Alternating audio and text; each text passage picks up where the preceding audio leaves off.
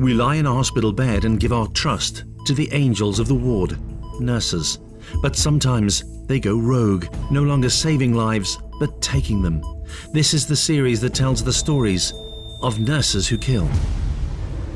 It's affected everybody that was involved with the case in one way or another, from the victims, to the jurors, to the attorneys, to myself. I mean, we all experienced something that imprinted upon us that there are evil people in this world. People that kill people for no other reason than to kill them.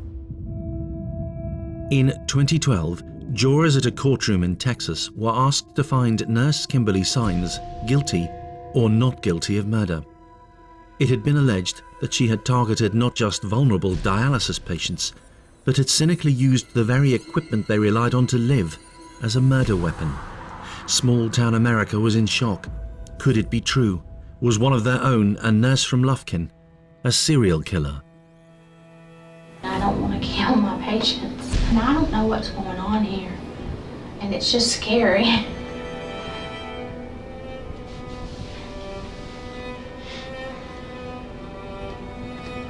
And if I'm doing something wrong, I want to know that I'm doing something wrong, because I don't want to kill somebody. Using exclusive access to police interviews, testimony from investigators, and dramatic reconstructions of real-life events, this program will tell the chilling story of nurse Kimberly Saenz. I don't want my patients to go out. It will reveal a showdown between shaken detectives and a shrewd suspect in an interrogation room. Would she confess? Was she a nurse who kills?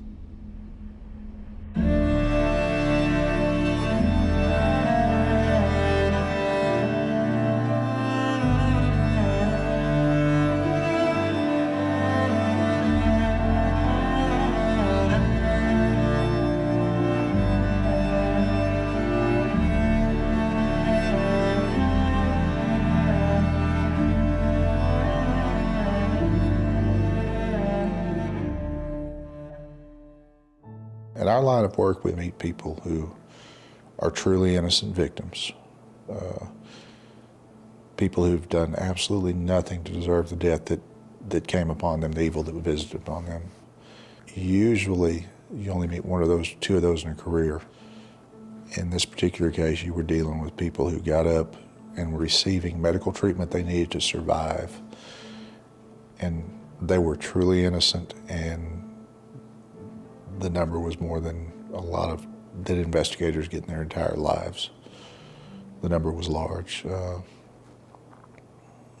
because this woman killed wantonly. And you had somebody watching you during that time. How did you do then? She said I did excellent. That was Miss, I can't remember her, I can see her. But she stood right behind me. She said I had good techniques. In the DeVita Kidney Dialysis Center, Lufkin, Texas, a drama is unfolding. Two patients have made what seem outlandish allegations against the nurse. There were two ladies who were being dialyzed and during the first shift, because they run in two shifts there at the facility. Both of them were sitting there just kind of chatting as they always did while they waited for their turn. And they are watching, and they're noticing that Kim, who they had always described as being cheerful, and sometimes she would tell the patients stories to help bide the time. They liked Kim, but they're watching and they're seeing that she seems to be fidgety. She seems to be nervous and kind of looking around as though, is someone watching me? They seen their nurse walk over to the nurse's station. The first patient says she witnessed Kim taking a bucket with bleach in it, taking the bleach solution, putting it on the floor, inserting a syringe into the bucket on the floor. And then draw 2 syringes of bleach up and walk over to a patient and inject it into their intravenous blood lines. Bleach and its alleged use as a murder weapon became central to the case against Kim Saenz. Can you tell us anything about the bleaching procedures? Bleaching Y'all have a- procedures. We are supposed to, after get our, well, some people do it before. You get your, there's two things in bleach back there, and it's either before or after. But you have to get your bleach bowl, and you have to get like a little medicine cup. And you gotta go all the way back there, and you gotta get that. And you pour it in your bowl. And that's your sponges to wipe up. Do you use a syringe to pull your 10 cc's of bleach up? Sometimes I do when I can't find the little medicine cups. Mhm. They used to be in that trap drawer. There weren't any in there, so I knew 10 C's would make that. Rambling a little and not particularly coherent, but Nurse Kim Saenz had admitted to putting bleach in syringes for cleaning reasons. The witnesses may well have reported correctly what they saw. You can imagine what this witness, this patient, was thinking when she saw this. She's thinking, I cannot be seeing this. I must be crazy. I cannot believe I just saw what I saw. Oh my gosh. Been here 9 months, and I think I know what to do, but I sure as heck don't want lives hanging on my shoulders and my license. And then she sees her do it again, draw the syringe up and inject it into the intravenous line of a second patient who was being dialyzed. This obviously sent, she was just panicked, and then she noticed that her friend who was sitting there was also saying, oh my gosh, I can't believe, did you see? I was a little disbelieving. A lot of times witnesses will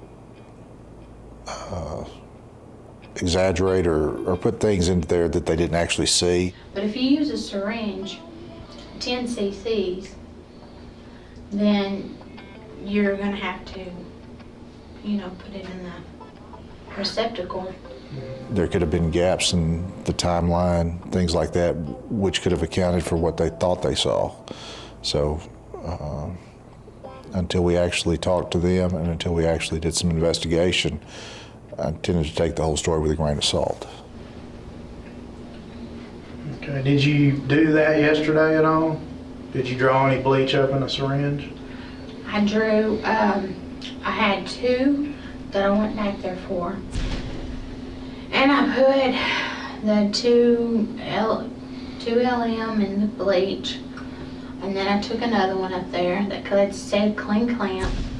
I put it there. I put the 2 MLs, whatever, in there. And I set the clamp. And I set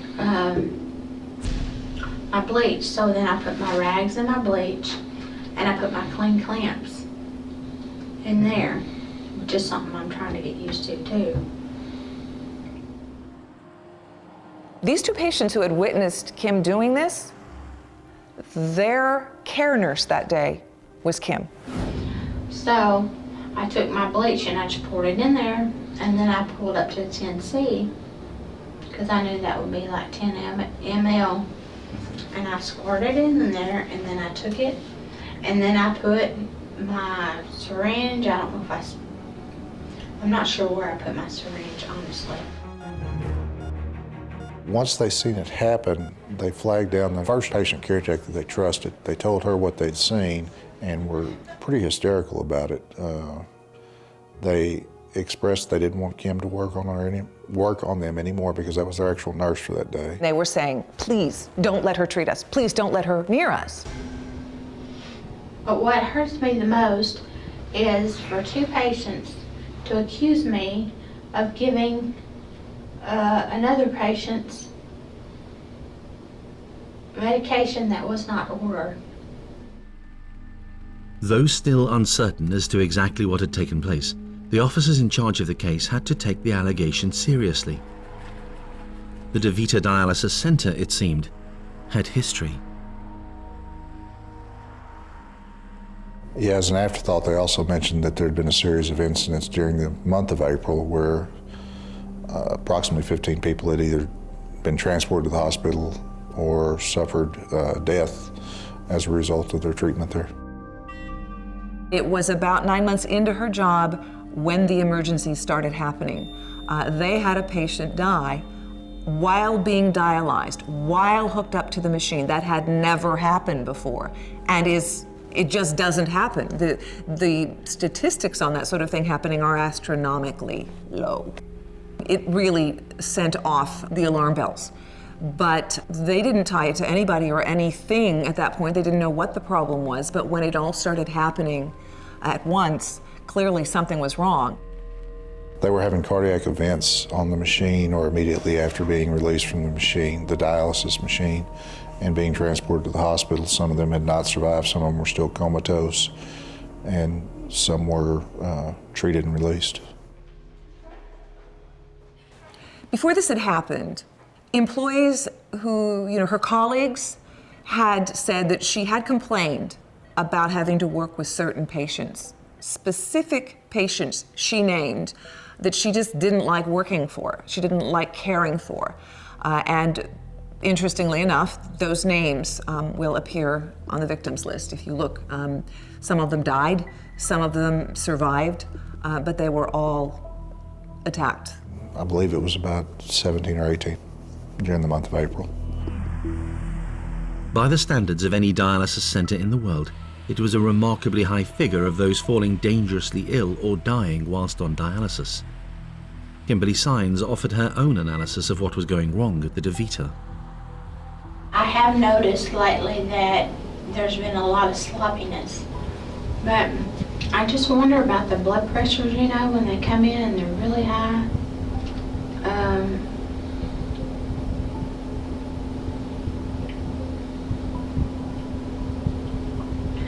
I get so scared they're going to stroke out. What was the truth? Were infirm patients being treated sloppily? Or was Kimberly Saenz trying to kill them? And what else did people know about nurse Kimberly Saenz? Well, we want to go talk to her to get her side of the story because we've heard from the witnesses, we've heard from the medical facility what happened, but you want to hear from the own person who was involved what had happened. So we asked her to come to the station with us to interview with us, and she agreed to. She went inside to get her purse, and we actually drove her to the police station and began to talk with her on a recording. As we were talking to her, she's actually the one who first brings up bleach being involved. She's actually the one who puts a syringe with bleach in her hand, trying to explain her actions that day. And that's what I did. I just go up there and put my 10 cc's in there. Do you use a syringe to pull your 10 cc's of bleach up? Sometimes I do when I can't find the little medicine cups. Nurse Kimberly Saenz was making the best of her opportunities. Born, raised and schooled not far from the Davy Crockett National Forest in Lufkin, East Texas, a town whose economy is changing, so creating opportunities for people like Kim. It's a town of about 35,000. It's populated mainly by blue-collar industrial workers, or was. Small East Texas town. It's changing. Our foundries and our industry have shut down, and we're kind of migrating into a more retail and medical professional. With the nearest city, Houston, 120 miles away, some vital health services like DeVita have based themselves in Lufkin itself. Amongst the services they offer, kidney dialysis. Kidney dialysis is used when a patient's kidneys don't work or don't function enough. A dialysis machine effectively cleans the blood, it removes the waste products, and it balances the electrolytes, which is what your kidneys would normally do. Amongst those on the wards for treatment with Kim, Thelma Metcalf, Clara Strange, Garlin Kelly, Cora Bryant and Opal Few. Much loved by their families, kept alive by the equipment and nursing staff at the DeVita.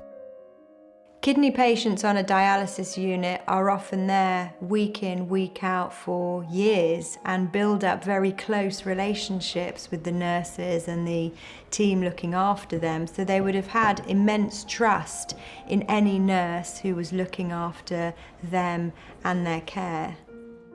amongst the nurses so trusted by the patients, the local girl. Your first name's Kimberly. What's your middle name? Clark. Clark. C-L-A-R-K. And how do you pronounce your last name? Saenz, S-A-E-N-Z. Kimberly fits what could be described as a typical small-town Texas profile. She had married twice and had 2 children by the time that she worked at DeVita. How old are they? I have a 16-year-old and a 7-year-old. She presented as a normal person. She had 2 children. She went to church on Sundays. She had a husband. She had a career. She'd put herself through school. Just a typical person. She was born Kimberly Clark Fowler in pretty much your classical blue-collar working-class family. Dad worked at a trucking company. Mom worked at a Walmart, which is sort of the quintessential blue-collar department store here in Texas. And I went to Angelina Nursing School. Apparently there was also another side to her that she didn't display. That other side of Kim featured some pretty erratic behavior, which may have contributed to her first failed marriage. She'd hooked up with a high school sweetheart, who she became pregnant by when still a teenager. They divorced after 6 years, and she was a single mom for a time. And her friends say that she was just so devoted to her little son that he was her world. And then after, she went to work for a trucking company. And there she met her second husband. She met Kevin Saenz there, and then the 2 of them got married and wound up having a little girl.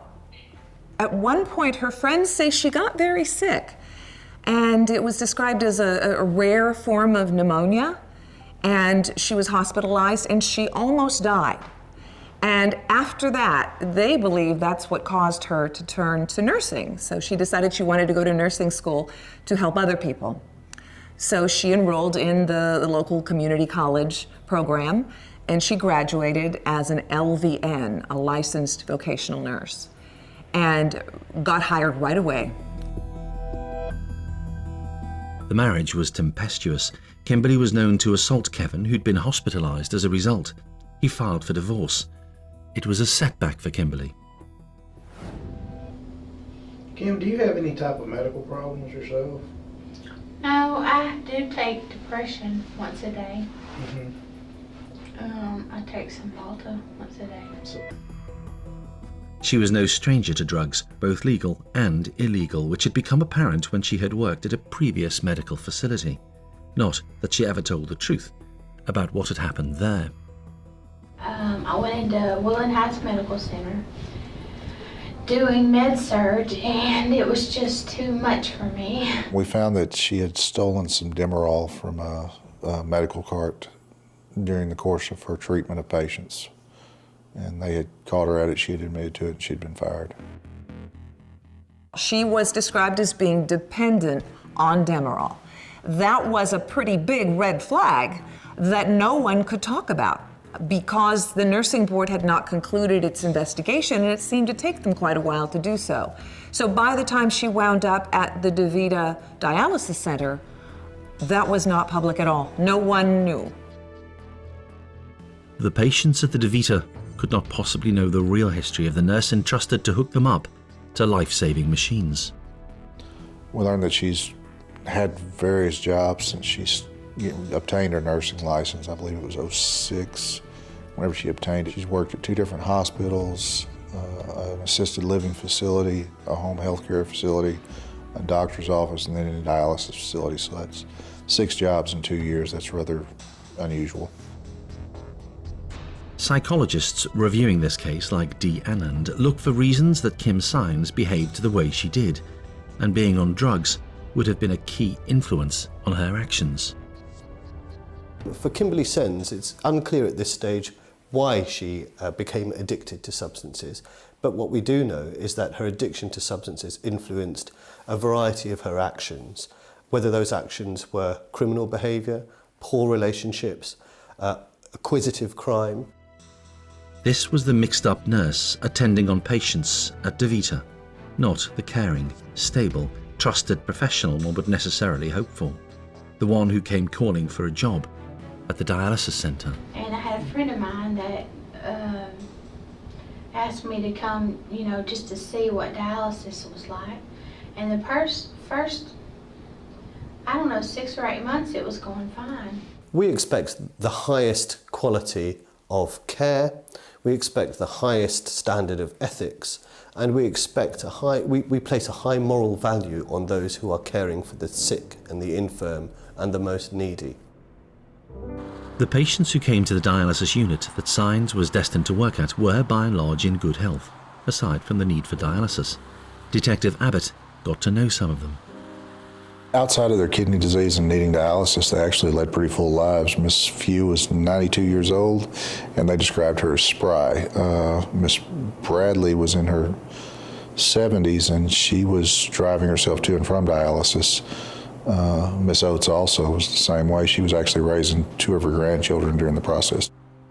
So in April 2008, 2 patients who would eventually die, Clara Strange and Thelma Metcalf, were not concerned about their latest trip to the DeVita. Dialysis is a routine procedure. April 1st is whenever the facility first noticed it, because there was 2 patients who died on the machine. On April 1st, 2008, a patient who was being dialyzed seemed to be doing quite well, and they monitor them for their, they take their vitals regularly while they're being dialyzed to make sure everything's going fine. Everything was with this patient. The tech that was taking care of the patient went away on a half-hour break, and when he came back, this patient wasn't breathing,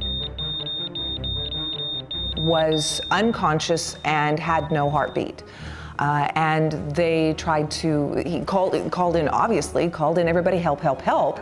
And that tech later said Kim just ignored, like was unconcerned, but everybody else rushed to try to help this patient. The patient died. And at the same time, another patient was going into cardiac distress. And no reason why that should be happening, but within 5 minutes of the first death, there was a second patient who died. Think about that. They're both hooked to dialysis machines. That sort of thing never happens. People do not die while being dialyzed. But you have this happen twice within 5 minutes, and 2 patients are dead. So obviously, this really sent the alarm bells off. That, the administration at DeVita was trying to figure out what on earth could be happening. Whilst kidney dialysis patients are at heightened risk of suffering a cardiac arrest compared to the general population, for 2 to die within 5 minutes on the same unit is very rare. In Lufkin, Texas, something very bad was happening. Kim Saenz was not certain, but she put it down potentially to natural causes, chest pains indicating heart conditions amongst the patients. We just had so many chest pains that I just don't understand, and they said that we've had so many deaths, and it's just scary, and I'm scared to leave my patients. But I don't know what's going on. The start of April 2008, and 2 patients are dead. There have been other prior incidents at the DeVita dialysis clinic when paramedics have been called. Staff know that none of what is happening makes sense. In assessing the guilt of Kim Saenz, it's vital to understand how bizarre events that month in Lufkin, Texas appeared to independent medical experts. Very shocking, because in this day and age, whenever you're surrounded by a room full of nurses and doctors, that you should die on a machine would be highly unusual, especially receiving something that is as normal as this is. A normal treatment, it's not like it's a surgery, or it's not like it's an invasive procedure. So for someone to actually die during the course of it is highly unusual. Patients who are undergoing kidney dialysis are usually stable kidney patients, so although their kidneys aren't functioning properly, they are well enough to be living at home and getting on to a degree with their life.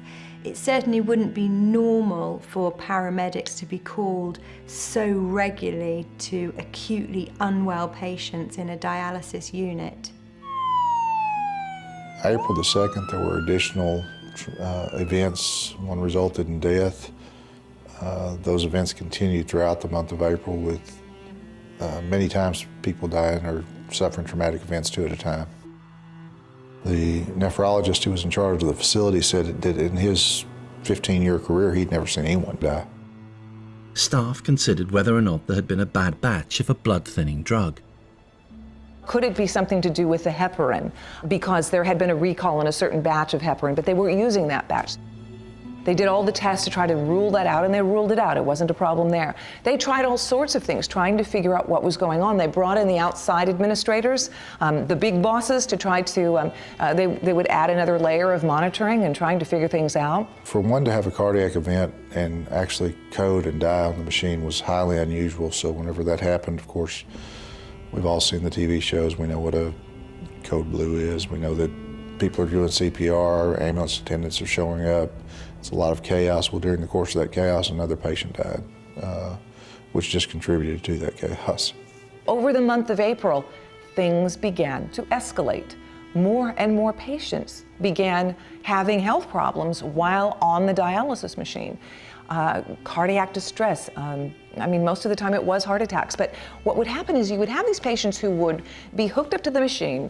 They had been patients for quite some time, so they were used to the procedure. They knew that, you know, certain medications give you a different taste in your mouth, but this was different. And at least a couple of the patients were heard saying something tasted funny.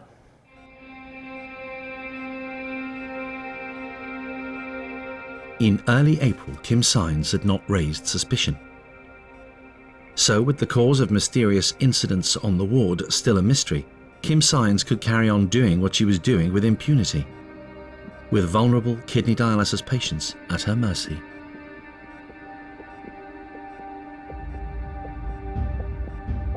Usually when a patient is having dialysis, they have a permanent line inserted into a vein so it can be used every other day for dialysis. So rather than the smaller type of intravenous cannulas a patient might have when they go into hospital, a dialysis patient actually has a more permanent venous line that is used to connect to the machine.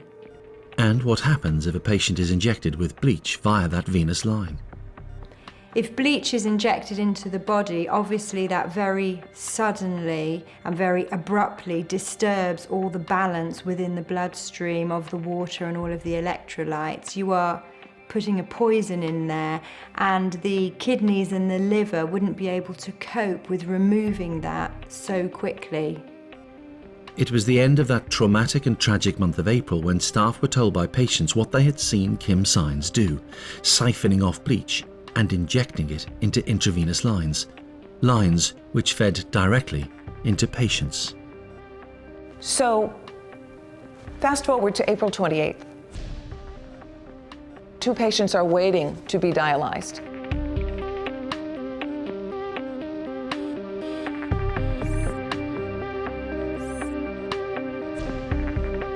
And both of them reported, they called over one of the techs, one of the other assistants there, and told them what had happened. And then they called in the big boss and said, this is what we saw. And they individually talked and described what they had seen. The facility administrator confronted Kim and asked her what had happened. Kim denied doing anything wrong. Out of an abundance of caution, the facility administrator decided to send Kim home that day. The facility administrator then took it upon herself to conduct her own investigation because it was a rather fantastic tale. And at first, you can imagine the staff was thinking, no, they couldn't have seen what they're describing. There's no way that could have happened. Who would do this? I mean, she wouldn't do that. But their stories independently matched quite well. Obviously, when you have 2 patients seeing this happen, there's something wrong. And where there's smoke, there's fire. The facility administrator developed enough information for her to believe that the witnesses had seen what they thought they saw. It was at this point that the police were brought in. Probably about 4:30 in the afternoon, I got a call from my chief, and he advised me to go over to the facility that they'd had a problem with someone possibly tampering with medicine there. I arrived on scene. I met with the facility administrator and the lawyers for the facility. They told me what had occurred that day. Word got round Lufkin, Texas fast. Rumours of some pretty macabre goings-on at the DeVita. The facility itself was shut down due to the number of deaths and incidents during that month. The company scheduled a meeting for the next day to discuss what was going to happen from that point, and Kim didn't show up, so she was subsequently fired that day. Initially, the police didn't believe it. Poisoning someone with bleach, it hadn't happened before. Then you take a nurse who is known to be a caring, loving nurse, caring for patients all this time.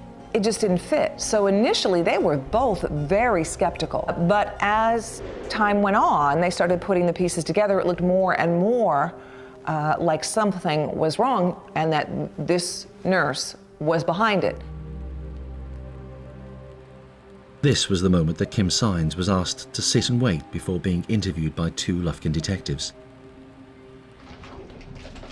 Still unwilling to believe that a nurse would deliberately poison a patient with bleach, they wanted her version of events. At the start of the investigation, they did not believe that Kim Saenz was the cause of what had been going on. She's actually the one who first brings up bleach being involved. She's actually the one who puts a syringe with bleach in her hand, trying to explain her actions that day. So then I put my rags and my bleach, and I put my clean clamps in there. She tried to explain that she'd used the syringe to measure the bleach so she could make an appropriate mixture of bleach and water to cleanse the items. She also mentions that she'd been searching on the internet and that possibly bleach had caused some of these incidents. She didn't know how it got in there. I don't know, it's just for freezing, because, I mean, it's just, I just don't know. I feel like, I feel like I'm doing everything in the power I can. And I've been looking up on the interline, like, what am I doing wrong? And I'm just flabbergasted. What you're doing wrong. So it had been Saenz herself who made them truly suspicious. Did anything happen yesterday out of the ordinary? Throughout the 34 minutes, she volunteered information they were simply not asking for. Information only someone with something to hide might know.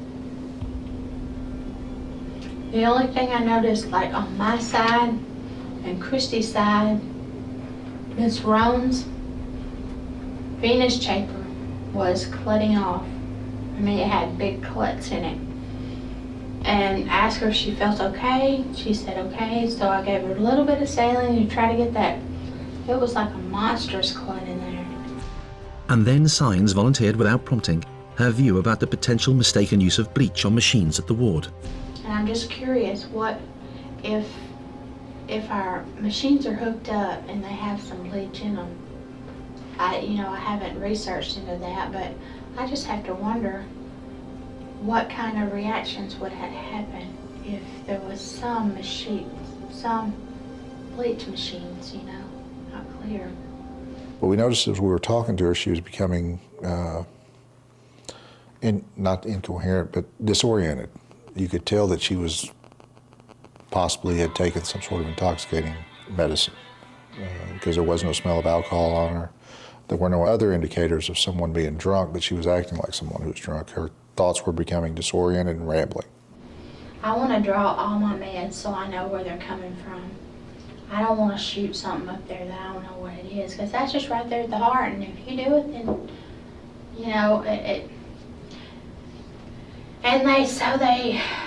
She couldn't hold a coherent thought together by the 30 minutes into the interview. It's so hard because you think, what am I doing wrong?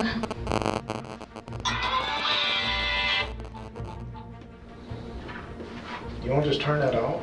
Yeah, she did. We ended it right there and took her home. We're going to step outside for a second. From being skeptical about reports from witnesses of a nurse poisoning patients with bleach, the detectives suddenly felt they were talking to a killer.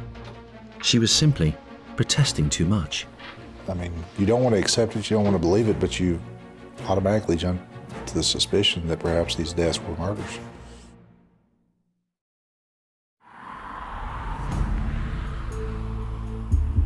In late April 2008, detectives felt they were sitting opposite a potential serial killer. The investigation gathered pace. The key to proving Kim Saenz was a nurse who was murdering her patients lay in the witness statements.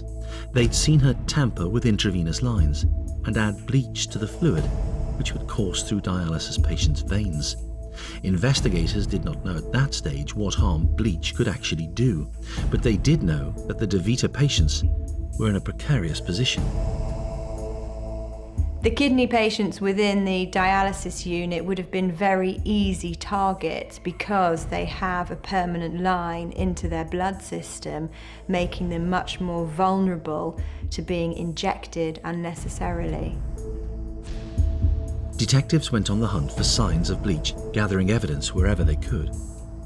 They had a process in place where the needles that were used to treat a patient, they were put in the sharps containers. The cops, they gathered the sharps containers with all of these used syringes, and they were examined, and they did find bleach in the lines. So clearly there was some explaining to do. But if you use a syringe, 10 cc's, then you're gonna have to, put it in the receptacle. Okay, did you do that yesterday at all? Did you draw any bleach up in a syringe? I drew, I had 2 that I went back there for. Some suggested that, could it have been that it was something in the water system there? Could it have been that there was a problem with the cleaning procedure because the bleach is used to clean afterwards? But nothing, when they checked it out, none of that played out. It was pretty obvious that it was something more macabre. Saenz argued that she had used bleach only as part of the cleaning process, a process all equipment had to go through. Oh, well, those 2 mLs? So I went to the back and I got a Jeep. I got a 10 cc syringe because I couldn't find any more of those little yellow things. And I pulled up my 10 cc syringe and I dumped it out. And I discarded the 10 cc syringe because we were out of those little cuppy things.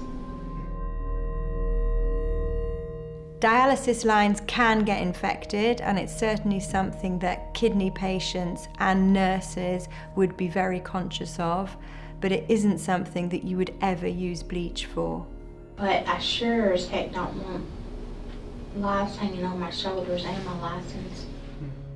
The officers sent equipment from the dialysis unit for testing, including the lines which would have been contaminated if Saenz had added bleach to the intravenous drip. So we located a lab which could test for chlorine. It happened to be the Food and Drug Administration Forensic Center. We sent those items off to them for testing. They showed that they were positive for bleach.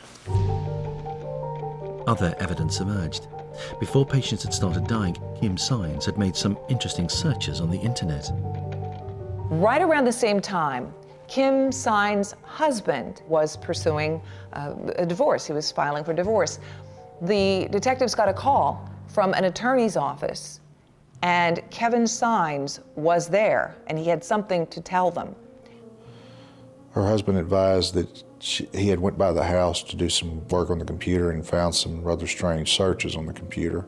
And what he told them was that he had noticed that Kim, on the computer, had been searching online the words poisoning with bleach, and can bleach be detected in intravenous lines?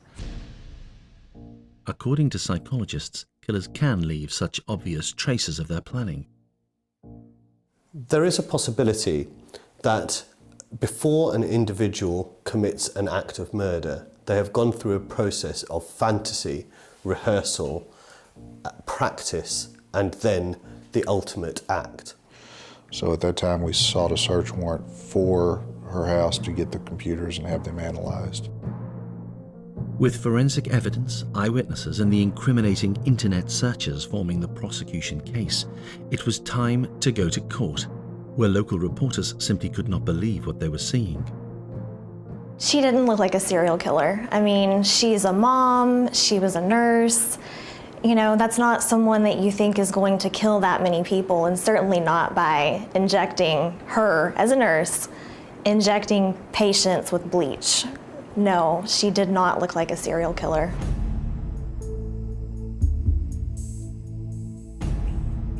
She really acted like she wasn't going to be found guilty, like there wasn't enough evidence in the world, like it really didn't matter, like it never happened, like she really didn't have a care in the world. She was constantly laughing and talking with her attorney, with her family, a lack of seriousness. The thing that stood out to me and to the family, you know, as a reporter, you try to remain unbiased, but the family members noticed that she didn't seem to take it very seriously. She would laugh, she would joke, and that really, it hurt them to see that. For Kimberly Saenz, a number of other factors were at play. There is some evidence to suggest that she had a proneness to boredom. Indeed, there has been some suggestion that she was committing these crimes simply because she could. Facing 10 charges, 5 of murder and 5 of aggravated assault, Kimberly Saenz pleaded not guilty. She says she's a scapegoat, that she was used as a scapegoat for DeVita because they had problems and they were killing patients and they needed someone else to blame, and she was it. She absolutely denies that she did this. Kimberly Saenz has maintained a denial of her guilt in these crimes. She has said that she has used bleach to clean the equipment that she was using in the care of her patients. The jury did not accept Kim Saenz' version of events. It didn't take them long. Having sat waiting for a verdict before as a reporter, you know, I mean, I've sat for hours overnight until 2 and 3 in the morning waiting for a jury to return a verdict. And so to have a verdict come back, you know, as quickly as it did, it definitely spoke to the evidence in the case that the state had made against her. Kimberly Saenz injected her victims with bleach. These were victims who were already sick, who were already on dialysis. Now, it's possible that the act itself was somewhat exhilarating for her. It's possible that with her proneness to boredom, this was an exciting moment. It was something we struggled with for a long time. Why would a nurse kill somebody? But then you start to realize that if you understood why she was doing it, then you're probably as twisted as she was. So we quit worrying about the why. The only one who could understand why was her. For her not to accept her guilt in the face of overwhelming evidence does indicate that she is not yet ready for change. Now, as a psychologist, I believe that all people can change given the right circumstances, in the right place, with the right motivation. Prison, in my view, needs to serve that rehabilitative function. For Kimberly Saenz, she is a long way off engaging with that. Ultimately, she's found guilty of the 5 murders and 3 of the aggravated assaults. She's currently serving life without parole. She'll never, ever, ever get out of the pen. Kimberly Saenz has been convicted of killing 5 times, but prosecutors believe there may have been more victims. Evidence prior to the police being called to the DeVita, which may have implicated her, was destroyed as part of the routine at the facility. Saenz was sentenced in 2012 to life imprisonment. She says she intends to appeal.